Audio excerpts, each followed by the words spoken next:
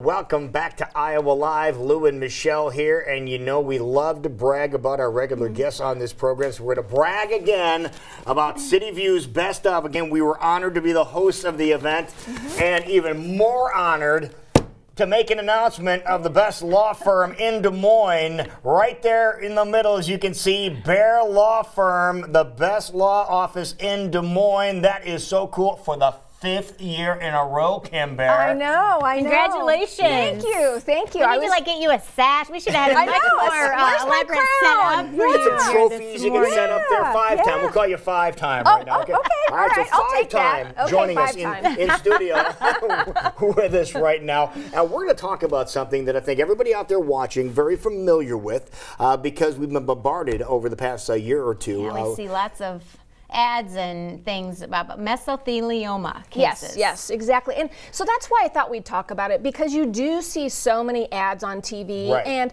I would say over the last year, have gotten several calls from people here in Iowa who have had this diagnosis. We're working on a couple cases now. And so and it's something we haven't talked about. So I thought I'd just talk about what it is and how you make a claim. Okay. Because I think what's been interesting to me is a couple calls I've received in the last few months were people who waited and waited because they didn't think they could prove it, and so, you know, really what was the point? Right. So what you have to know first is that mesothelioma is the primary cause of this disease is asbestos.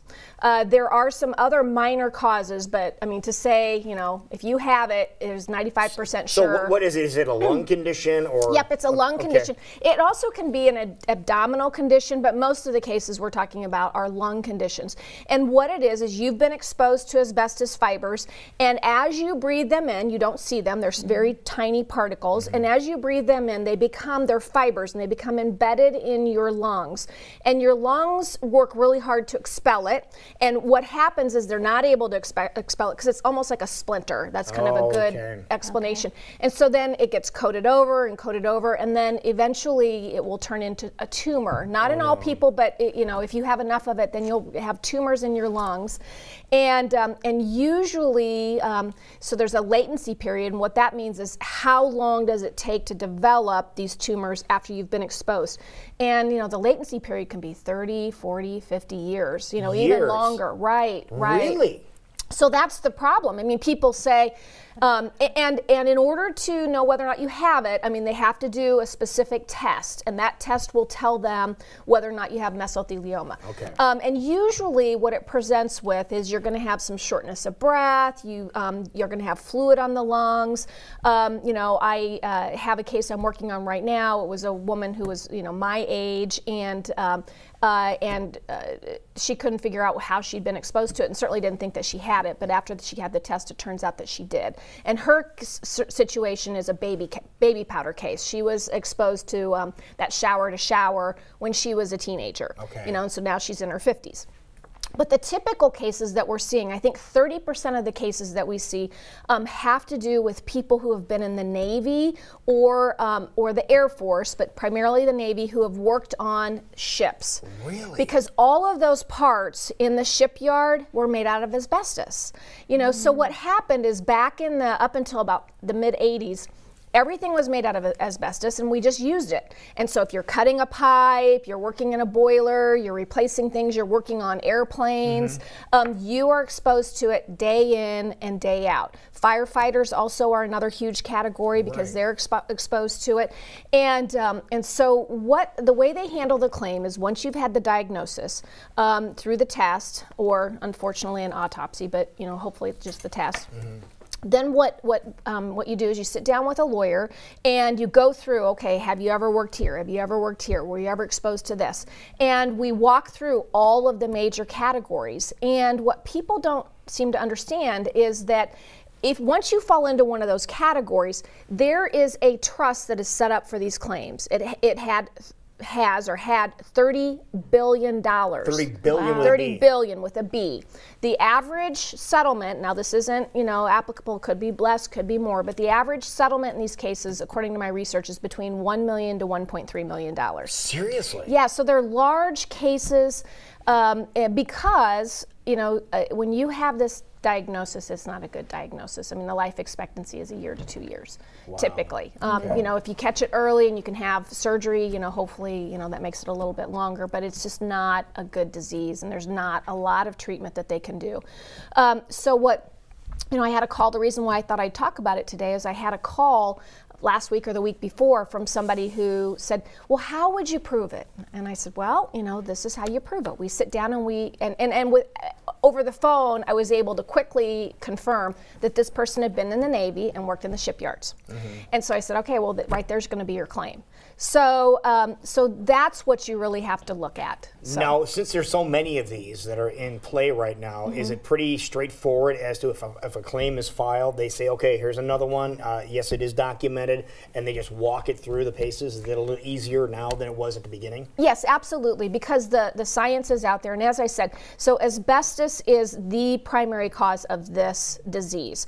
And so, so if you have it, you know, it's 95% sure that it was due to asbestos, and then it's just trying to figure out where you were exposed to it. Now, the other thing that you need to know is you're not necessarily making a claim against your employer. You're making a claim against the industry that made that particular, so for instance, if it's the Navy, you're making a claim against the manufacturer of all of the ship parts. So you're not going after the Navy. You're not going after the Navy, and I think that's important. That's an interesting point absolutely. Right there. It really is I think key. that's where they think, well, how are we going to go back, and then you're back, you know. Right, and you know, and if you're proud of your service to your country, you're not going to want to do that. You're not going to want to do that. You don't want to make a claim against the government, you know, and then people think, well, then that's going to, you know, a claim against the government is, you know, a morass. So we're not necessarily making claims against employers. We're making claims against the manufacturer of these asbestos parts. Now, is that where all that money came from? Yes, everybody, yes, and so that's why there's a trust. Okay. Now, I would tell you, so most of these cases settle, not all of them. So for instance, you know, I know the shower-to-shower cases, I think, I don't know that there's been any settlements in those cases yet, and I know Johnson & Johnson and some of the other companies have been fighting those. There was asbestos in those powders. Yes, there was asbestos in those powders, and all different, the baby powder, the shower-to-shower, you know, so, and, you know, people use them. I mean, you know, back when I was a teenager, I mean, you know, it smelled good, you know, and it was advertised, and so you used it. You did, you did. But I thought I'd just, real quickly, so if you worked in brake pads, wiring, pumps, you've worked with boilers, aircraft parts, ship parts, again, I said firemen, those are kind of the high-risk areas. But I would encourage anyone, if you've had this diagnosis, you really do need to talk to a lawyer just to see whether or not you have a claim, because you know, you probably have family that needs to be taken care of, you know, if it's going to end your life. Now, you mentioned that life expectancy is not very long after you're diagnosed. Right. How long does it take to process the claim?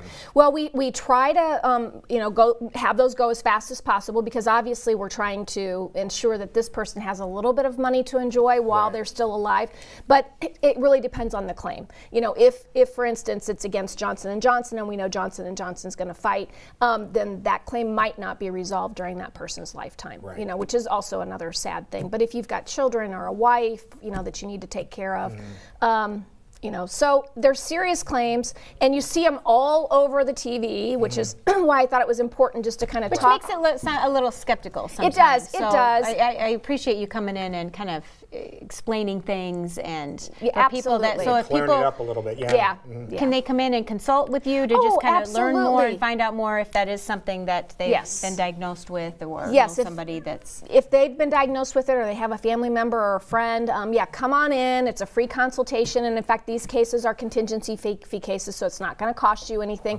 And we're more than happy to sit down with people and kind of walk them through the process. Got it. So perfect. Now, if they want to get a hold of you, what's the best way? Oh, sure. Give us a call at either 279-2000 or 515-INJURED, and come on in and have a cup of coffee. Thank you 5 times. Yeah. Okay. Congratulations. And I great like that, information 5 times. as always. It is 7.